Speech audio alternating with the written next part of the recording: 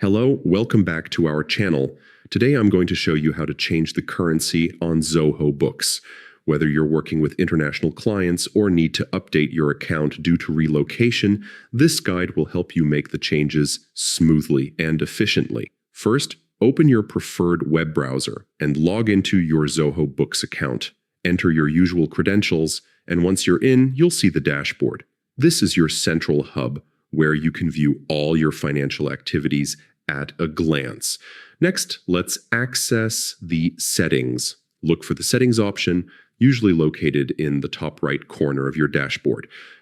Clicking on this will open a range of options where you can manage your account preferences, invoices, and importantly for today, your currency settings. Within the settings area, find and click on the Organization tab. This section allows you to manage your organization's overall profile and operational details. Once you're in, click on Profile. Here you can edit key business information, including contact details, and scroll down until you see the Currencies section. Clicking this will bring you to the Currency Management screen. If you want to adjust an existing currency, look for the Edit button next to the currency you wish to change.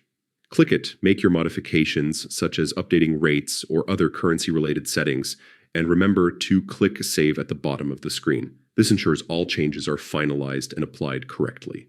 If you need to change your base currency entirely, there's an option for that as well.